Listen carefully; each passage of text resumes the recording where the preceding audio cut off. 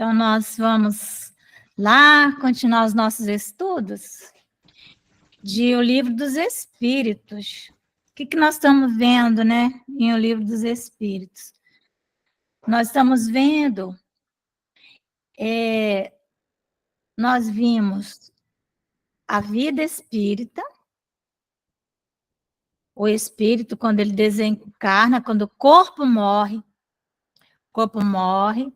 aí ele entra em processo de desencarnação, desencarna, fica na erraticidade, e ele fica fazendo o que lá que nós vimos? Ele fica aguardando retornar à vida corporal, isso que ele fica aguardando. Então, nós já vimos, nesse retorno à vida corporal, nós vimos já muita coisa também, né, que está disponível aí, nós gravamos, não é? Vimos, inclusive, que o espírito, logo que ele começa, né, o processo, já quando ocorre a ligação mesmo do perispírito dele com o óvulo, né, fecundado, ele então vai perdendo a sua consciência, né? Mas os laços que unem o espírito ao corpo em formação ainda são laços muito tênues, muito frouxos, e pode acontecer. Ó, Conceição, bem-vinda. E pode acontecer. Bem, Conceição? Tudo bem, amiga? Seja bem-vinda. Muito obrigada. Boa noite. Boa noite. Boa noite, querida. Boa noite. Que Deus abençoe, né? Amém. Boa noite. Amém. Então, o espírito, ele ainda os laços são tênues, são frouxos, e ele pode se amedrontar a tal ponto de romper os laços e de acontecer um aborto espontâneo.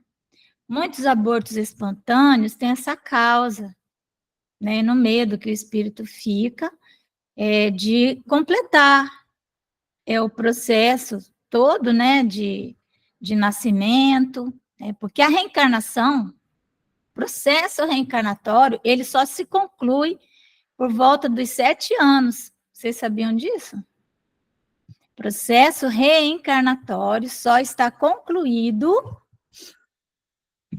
por volta dos 7 anos da criança. Eu já tinha ouvido falar, sim.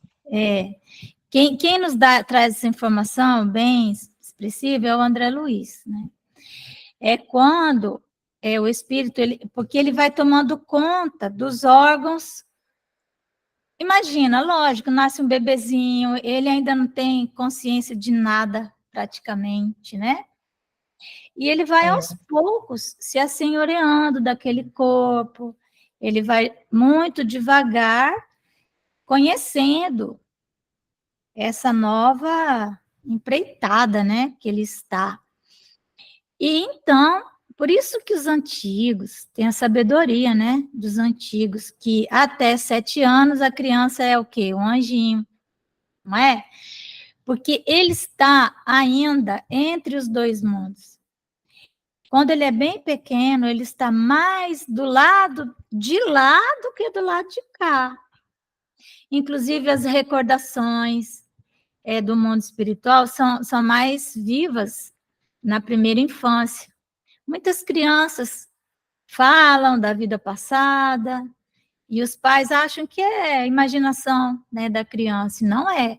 Muitas crianças brincam com amiguinhos, porque como ele está tanto no lado do mundo espiritual quanto do mundo físico, ele transita, né, nesses dois mundos. Ele transita. Eu vi então, isso até com meus netos. Você né? Vem almoçar, meu bem. Ah, vovó, agora eu estou brincando com meu amiguinho. Exatamente.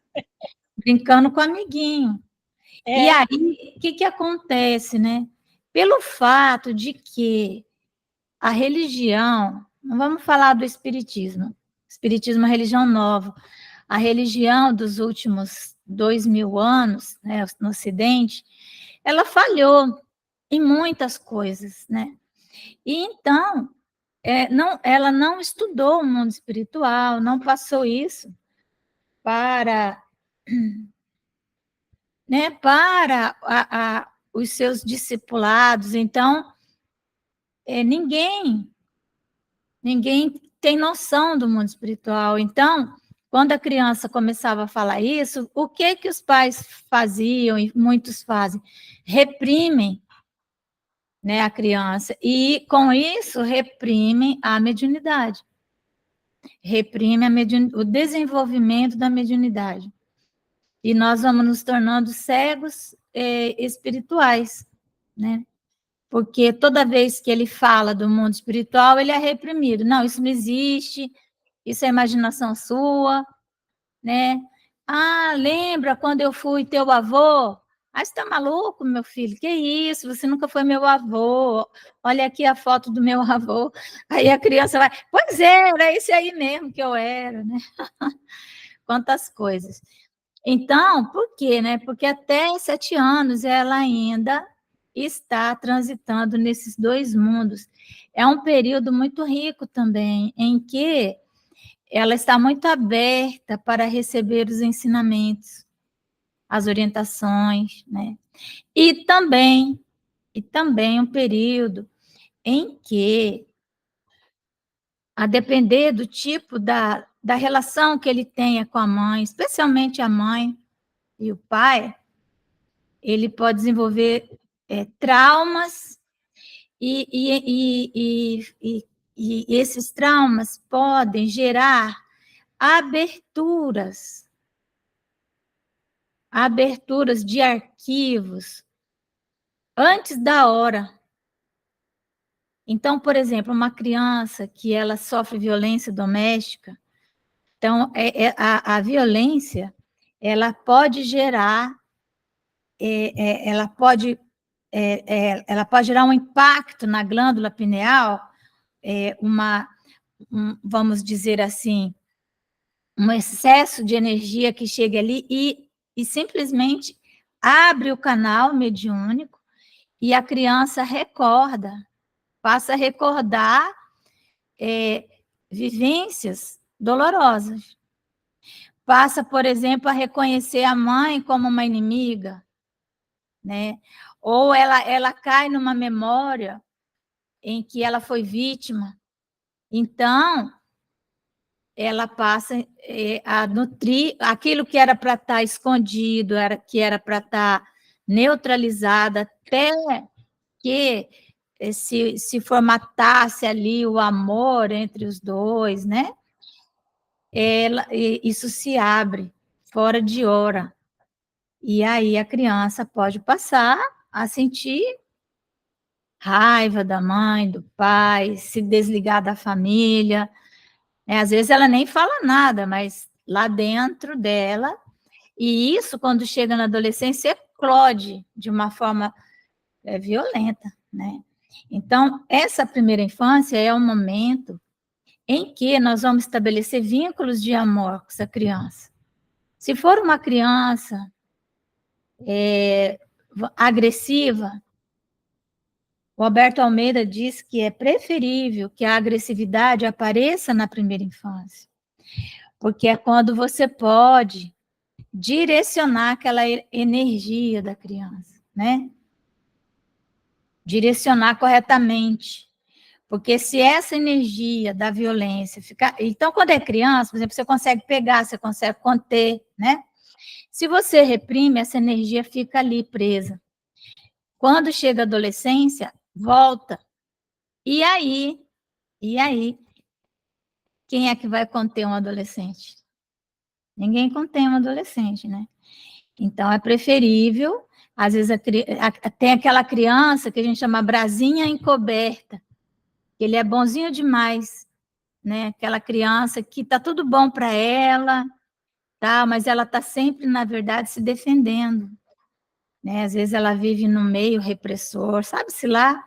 Então, essa criança, ela pode estar reprimindo, né, essa violência, né, essa agressividade, e quando chegar na adolescência, que aí realmente os nós que separam uma vida da outra, eles vão se soltando mais, e naturalmente nós já vamos recordar em forma de emoções, em forma de sensações, experiências de outras vidas. Quando chegar na adolescência, ninguém vai dar conta desse adolescente, né? Porque aí ele vai... Porque o adolescente é assim, gente. Ele dorme, ele vai bem, é aquele ser humano que dormiu maravilhoso, no outro dia, ele é outra pessoa. Você nem sabe mais quem é seu filho, ele te olha assim, e ele praticamente pergunta, quem é você, né? E você olha para ele e fala, quem é você? Porque é do dia para a noite que esse fenômeno acontece, né? E então, nós temos que estar muito preparados. E se na primeira infância foram estabelecidos vínculos fortes de amor, de convivência, de carinho, quando chega nesse momento, na adolescência, em que o espírito começa a tomar conta do corpo, as suas memórias começam a voltar, lembrando que não vai voltar objetivamente, mas ela vai voltar em forma de sensações, né? Em forma de medo, em forma de depressão, em forma de angústia, em forma de ódio, de raiva das pessoas da família, a depender de qual foram as experiências vividas. Mas se for estabelecido vínculos fortes de amor, lá na primeira infância, esse amor vai ser suficiente para que o processo possa ser conduzido, não é? Então, vamos ler, vou botar aqui na tela, para nós acompanharmos a continuação, né, desses nossos estudos. Então, nós estávamos vendo aqui, ó, da volta do espírito à vida corporal, né? Então, os espíritos estão perguntando por que alguns espíritos, nós paramos nisso aqui, por que alguns homens que são muito inteligentes, né? Ou seja, nessa área são espíritos superiores, são ao mesmo tempo profundamente viciosos, né? Então, a resposta é que não são ainda bastante puros os espíritos encarnados nesses homens, né? Que então, e por isso, cedem à influência de outros espíritos mais imperfeitos. Então, como ele é inteligente, mas ele ainda não é puro, a depender do meio onde ele está, né? A depender, às vezes, de quais são as tarefas que ele precisa desenvolver, ele pode sofrer influência perniciosa, né? Pode sofrer influência de quem deseja o mal da humanidade. Às vezes ele é um gênio, mas moralmente, um gênio intelectualmente, mas moralmente ele ainda não cresceu, né? Em moralidade. Então, o que acontece? Outros espíritos que querem não só que ele se desvie da sua missão, porque ninguém encarna com a missão de fazer o mal, não existe isso. Mas aqueles que desejam que ele não avance e que desejam também, né, que a humanidade não progrida, eles então vão influenciar. E como ele não é moralmente forte, não tem fibra moral, que a gente chama, né? Não tem fibra moral suficiente, ele vai se deixar influenciar. Às vezes pela vaidade, às vezes pelo dinheiro, às vezes pelo poder, sabe-se lá, né? Diz assim, o espírito progride em insensível, quer dizer, não dá para sentir, né? Marcha ascendente, é bem devagar, não dá nem para notar, né? Mas o progresso não se efetua simultaneamente em todos os sentidos. Então, você está evoluindo, né, progredindo intelectualmente. Então, você vai Tem pessoas que ficam viciadas no progresso intelectual. Elas não param nunca de estudar, de fazer curso, estão sempre nesse meio acadêmico, né? E ficam ali, né? Sem se voltar para o lado moral, né? Então, se torna, às vezes, uma pessoa arrogante, cheia de si, orgulhosa, né?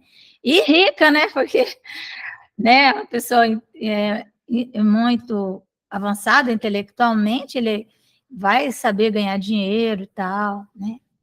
Assim como tem pessoas que viciam em trabalhar, né? Viciadas. Elas sempre vão encontrar justificativas, né? Trabalham muito,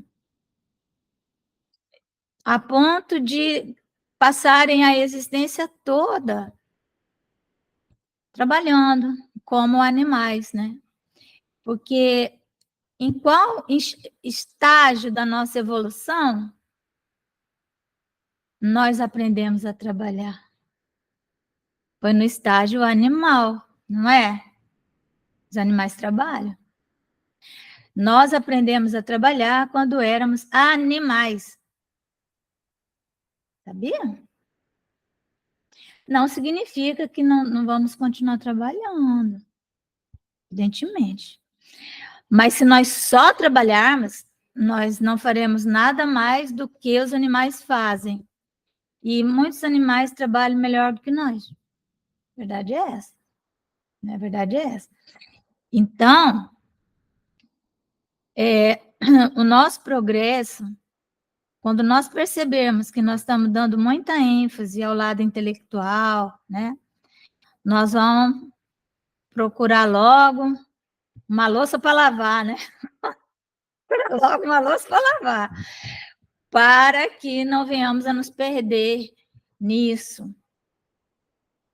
E justificando, não, mas o trabalho é uma coisa necessária, é útil ao progresso. Depende. Né? Às vezes, nós esquecemos de fazer a nossa tarefa interna, esquecemos da nossa necessidade de convivência.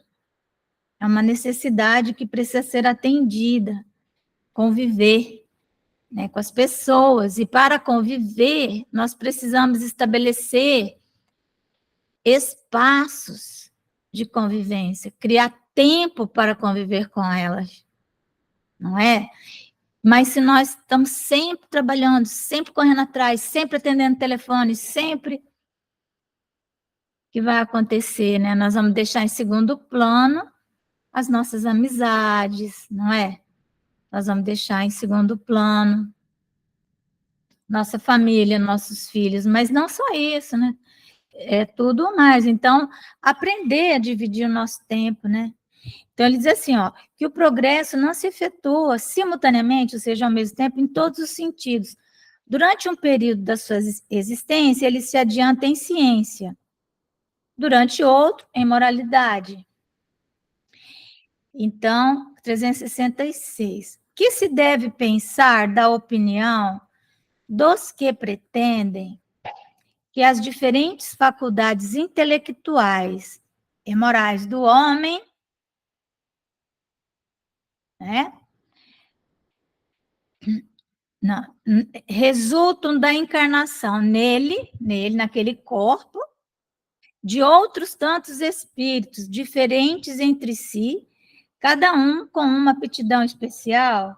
Então, a pergunta é, tem pessoas que ela tem muitas habilidades, muitas, tanto intelectuais quanto morais. Ela desenvolveu já isso. Isso significa que são vários espíritos dentro da pessoa, né? É claro que não é. O que acontece é que realmente dentro de nós temos muitos pequenos euzinhos, né? Vamos dizer assim, que correspondem a todas as nossas experiências passadas. Às vezes tem uma personalidade, né, que a gente chama de subpersonalidade, que ela está escondida lá, alguma coisa que... Né? E algo acontece e aquilo emerge. Parece até que nós somos outra pessoa em determinadas circunstâncias. Às vezes, né, os espíritas falam, nossa, fulano incorporado ali. Mas, a maioria das vezes, ele está incorporado dele mesmo, é um animismo. Ele, a depender, às vezes, de um choque emocional, ou seja o que for, ele pode regredir a uma personalidade anterior dele e se fixar ali por alguns minutos, e ele fica completamente diferente. Mas, às vezes, no dia a dia mesmo, a pessoa sabe fazer um monte de coisa, né? E aí, e serão vários espíritos? A pergunta, né? Aí os espíritos respondem, refletindo, reconhecereis que é absurda, né, essa questão aí. O espírito tem que ter todas as aptidões. Então, nós trabalhamos nessa direção, de irmos desenvolvendo habilidades cada vez maiores. Para progredir, precisa de uma vontade única. Então, o que acontece, né? A vontade, ela vai pegando as nossas habilidades, as nossas experiências passadas, que nós podemos chamar de subpersonalidades. Então, por exemplo, a Magna, que foi médica, por exemplo, de repente, vem nela, assim, um insight, ela lembra de alguma planta, de alguma coisa, de alguma... Enfim, e ela, então, toma alguma atitude, né? E a pessoa fala, mas onde você foi buscar isso? Não sei, me veio, estava dentro de mim. Ela buscou dentro dela um conhecimento que tem lá, né? E isso está lá. Imagina se voltasse e assumisse aquela personalidade, né, de médica, por exemplo. Saísse por aí, né? Enfermeiro, professor. Então, na encarnação, isso tudo fica reprimido, para que uma personalidade prevaleça. Mas ela prevalece. E ela não é única. A vontade é que vai fazer com que nós vamos ajustando os nossos comportamentos, que decorram de outras experiências, para que nós venhamos a encontrar o que os orientais chamam a nossa unicidade. Encontrarmos um eixo único que consiga ajustar todas essas habilidades, sabendo usá-las na hora certa, né? Do jeito certo. Então, se o homem fosse um amálgama de espírito, quer dizer, um monte de espírito colado um no outro, essa vontade não existiria, porque aí cada um tem uma vontade, cada um ia puxar para um lado, ia ficar igual uma ameba, né? Sem forma, cada um para um lado. Então, essa vontade, que é o eixo central nosso, não existiria, e ele careceria de individualidade, pois que, por sua morte, todos aqueles espíritos formariam um bando de pássaros escapados da gaiola. Quer dizer, não faz sentido, né? Queixa-se a miúde o homem de não compreender certas coisas, e, no entanto, curioso é ver-se como multiplica as dificuldades, quando tem ao seu alcance explicações muito simples e naturais. É que as pessoas começam a inventar explicações muito mais complicadas do que aquela explicação que é muito mais simples, né? Ainda neste caso, tomam o efeito pela causa. Fazem com relação à criatura humana o que com relação a Deus faziam os pagãos, que acreditavam em tantos deuses quantos eram os fenômenos do universo.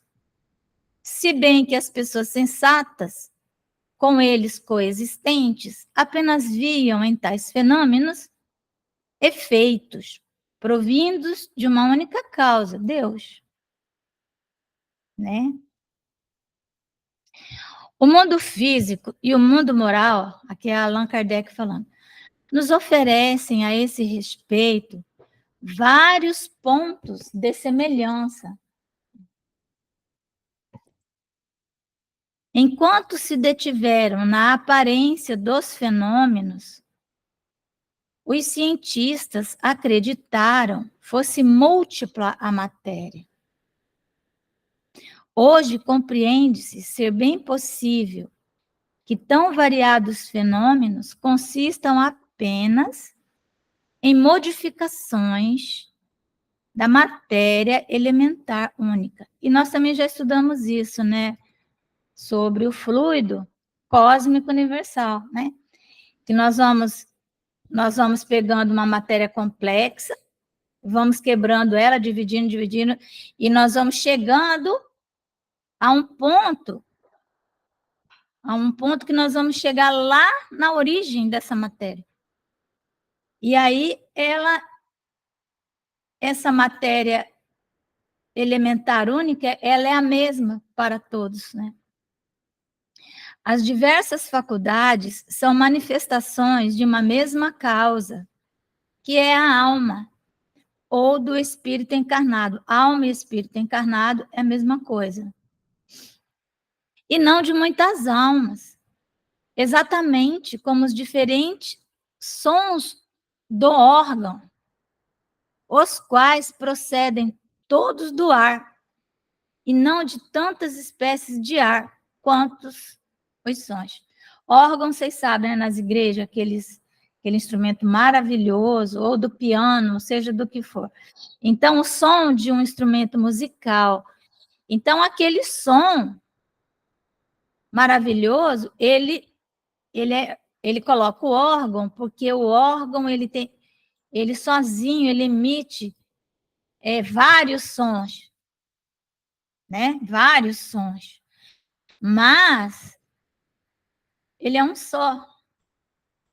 Esses sons todos procedem do ar, e não de tantas espécies de ar quanto os sons. Então, é um ar só por onde propaga o som.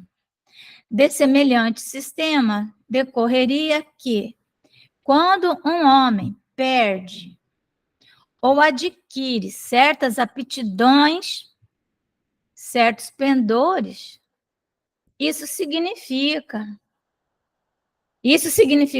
que outros tantos espíritos teriam vindo habitá-lo, ou o teriam deixado, o que o tornariam ser múltiplo, sem individualidade. Não teríamos individualidade. E, conseguintemente, sem responsabilidade, porque daí você ia falar assim, não foi esse eu aqui que fez isso, foi o outro eu, né? Acresce que o contradizem numerosíssimos exemplos de manifestações de espíritos, em que estes provam suas personalidades e identidade. Então, aqui, nós vamos falar de uma doença chamada esquizofrenia, em que a pessoa apresenta múltiplas personalidades incompatíveis entre si. Quando uma se manifesta, depois ele não lembra da outra. Então, nós podemos ter aí, sempre será um fenômeno mediúnico, né? Da mediunidade desequilibrada. Por exemplo, ele pode estar com a mediunidade dele de desdobramento, está com danos, né? Está desequilibrada, e então ele volta no tempo, né? Ele passa a ter recordações, vivências, e ele fica naquelas vivências, e ele age como se fosse aquela pessoa que ele foi. A dona Ivone Pereira, acontecia muito isso com ela, quando era criança. ela voltava e ela, então, tinha esse problema, né? Ela não sabia, não reconhecia a família, não reconhecia as roupas, nada. Mas pode acontecer desse fenômeno estar associado a um processo de obsessão por subjugação, ou até quase possessão, vamos dizer assim, em que a mente é tomada aí por outros espíritos, mas isso não faz a divisão daquela alma, né? Não faz, tá certo? Aliás, gente, essa coisa de nós termos dentro de nós inúmeros eus, inúmeros, que aparece e desaparece a depender do que aconteceu, do ambiente, né? Existem muitas Márcias, existem muitas Magnas, muitas Julie, nós sabemos que nós mudamos muito. Inclusive, hoje, nós podemos gostar de alguma coisa, gostar de alguém, de alguma coisa, e amanhã não gostar mais. Não gostar mais. E depois de amanhã voltar a gostar. Nós temos uma ideia hoje, né, que nos parece maravilhosa, tomamos várias atitudes em função dessa ideia, fazemos planos, né? Casamos, às vezes, com uma pessoa, passou a lua de mel, acabou. E agora? Não quero mais. Mas é a mesma pessoa. O que é isso, né? São esses inúmeros euzinhos que estão dentro de nós e que significam nós mesmos. Não são outros espíritos. Somos nós. Quantas vezes nós falamos diante de alguma, né, vamos dizer assim, reação que nós temos? Parece que não era eu, né? Nossa, parece que não era eu naquele momento. Então, isso é algo que nós precisamos prestar atenção. Isso faz parte do processo de autoconhecimento. O quanto dessas personalidades, elas eclodem e o quanto elas são conflitantes, contraditórias. Porque se elas começam a aparecer demais, certo? Se nós hoje estamos dando risada, daqui a pouco já está com raiva, daqui a pouco você está feliz de novo, agora você acha isso, amanhã você acha assado. Você não tem um eixo. Você vai ter dificuldades enormes de se relacionar.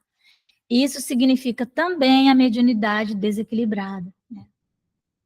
E aí, percebendo isso, nós precisamos começar a controlar o nosso comportamento, porque o comportamento, ele é passível de ser controlado.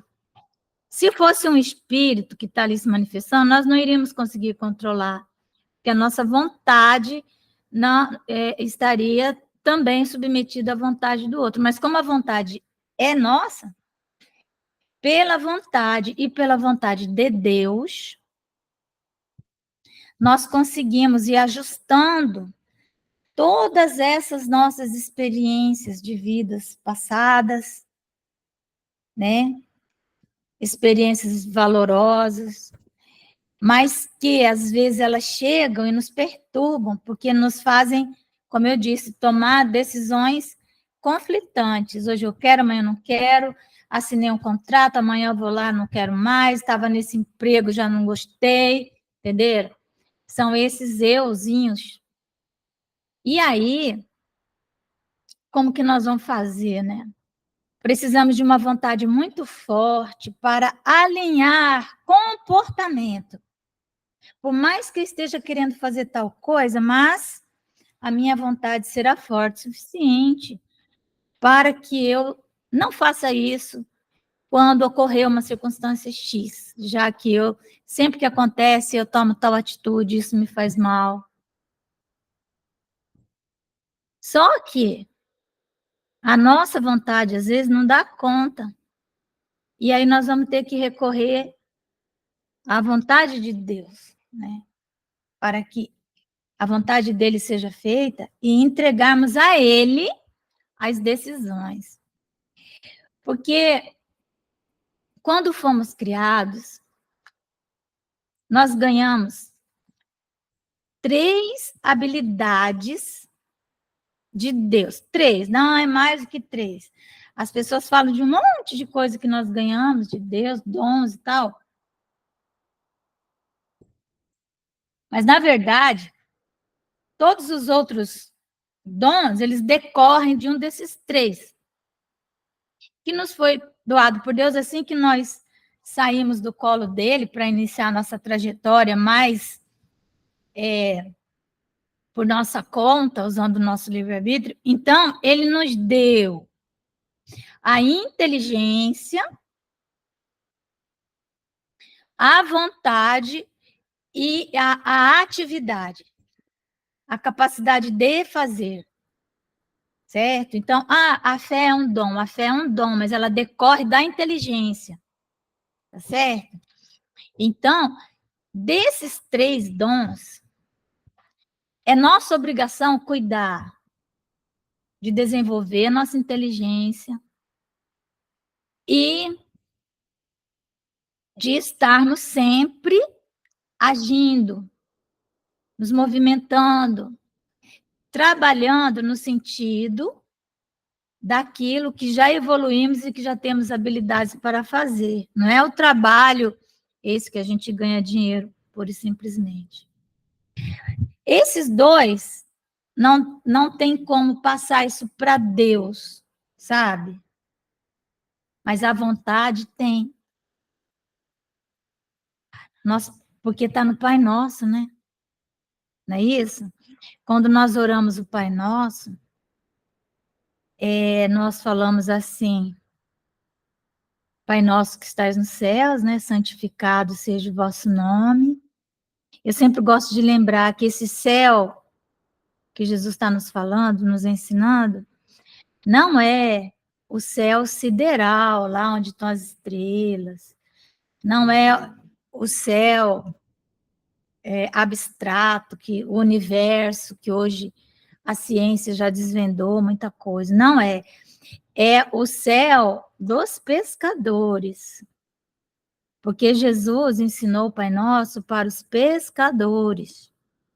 Então, ele falou assim: Pai Nosso que estás nos céus. Então, qual céu? Ali, ó, naquelas nuvens. O que o pescador via de céu? Ele via o mar. O que ele mais via era o céu. Ele via mais o céu do que o mar, não é? Porque ele saía para pescar e ficava o mar e o céu, né? Então, Deus estava ali, ó, nas nuvens, naquele céu, bem perto dele. Então, e chamando Deus de Pai Nosso, né? Porque o Deus de Moisés, apesar dele ser um Deus único, ele ainda é um Deus particular, um Deus dos judeus, né? Mas Jesus fala, Pai Nosso, que estás no céu. Pai de todos nós, então não é mais só aquele Deus, né? Que é um Deus que não seria tão diferente dos outros, porque se ele é um Deus particular, ele escolhe um povo, né? Então Jesus muda isso. Então, ele santificado seja o vosso nome, venha a nós o vosso reino, seja feita a vossa vontade, a vontade de Deus. Então, nós decretamos isso, nós decretamos, nós falamos assim, Senhor, eu já sei que a minha vontade, ela é frágil, eu não vou dar conta de alinhar as minhas habilidades o suficiente para encontrar pelo menos um equilíbrio, um eixo. Então, seja feita a vossa vontade. Então, essa vontade que está aqui, ó, que ele fala, Deixa eu ver aqui, ó. Para progredir, né, o espírito precisa de uma vontade única. Então, da vontade. A vontade é nosso meio de progresso. Mas como nós temos essas dificuldades, a vontade nós podemos devolver ela para Deus por um tempo. Olha que coisa boa. A inteligência, não. A inteligência nós temos que correr atrás. E fazer as coisas também nós temos que correr atrás, entendeu? Mas a vontade, então, Senhor, olha, você já fez sua vontade. Eu tentei aqui, eu já fiz, eu já queimei a minha cabeça aqui ao máximo para entender esse problema, não estou conseguindo resolver, né? Eu acho que é por aqui, eu até vou por aqui. Mas se eu tiver errado, o Senhor me tira desse caminho. Isso é uma maravilha. Então, nós precisamos desses 3 eixos aí, ó, desses 3 pontos de apoio. Dizem que o único plano perfeito é aquele que tem 3 pontos apenas, né? 4 pontos já não é um plano perfeito. Uma cadeira de 3 pernas, ela não manca. Sabia? Já viram cadeira de 3 pernas? Ela fica inclinada, ela fica assim, mas não manca. A de 4 pernas manca. Toda cadeira de 4 pernas manca. Às vezes é imperceptível, ela manca. Porque ela não é o plano perfeito. O plano perfeito são 3 pontos. Sabe? Aí você passa uma reta aqui, outra aqui, outra aqui. Então, no universo, tudo é 3. Ou 6 ou 9. Legal, né? Interessante isso. Então é isso. Nós precisamos ter essa consciência bem lúcida e, principalmente, aprendermos a nos observarmos. Nós temos que nos observar para podermos nos conhecer. E quando nós nos observamos, nós vamos vendo, ó, chega, como diz Santo Agostinho, chega de noite, fico pensando, olha, naquela hora eu tive essa reação, naquela hora eu tive tal reação, naquela hora eu tive tal reação. Essa reação, ela é o oposto dessa. Por que isso aconteceu, né? Qual das 2 reações foi a melhor? Foi essa? Então, adquirir esse hábito de nos observarmos, de nos avaliarmos e de então decidir, daqui para frente, toda vez que acontecer isso, eu vou agir assim. Pode vir aquele euzinho mais nervoso e ele fala, grita, grita, grita, né? E você fica com aquela sensação, aquela vontade de gritar. Só que você já escolheu lá atrás que aquilo não é bom. E você, então, ajusta. Você vai ensinando aquela tua personalidade, sabe lá de que época, a não gritar. Entenderam? Nem sempre é um obsessor. A maioria das vezes não é, gente. O obsessor nem precisa perder tempo de... Tem um obsessor que fala que só fica sentado vendo a gente ter os nossos chiliques. Sabia? Só fica ali observando e rindo, né? Ele cria circunstâncias, com certeza. Cria encontros, faz a gente tropeçar às vezes, né? Mas quem grita somos nós. Tá bom, meus amores? Acho que nós vamos parar por aqui e vamos deixar a influência do organismo para o nosso próximo estudo, porque aí nós vamos entrar num tema, né? Assim que vai exigir um raciocínio, nós já estamos aqui meio cansados, já não é? Fala a verdade. Tá certo? Vamos parando.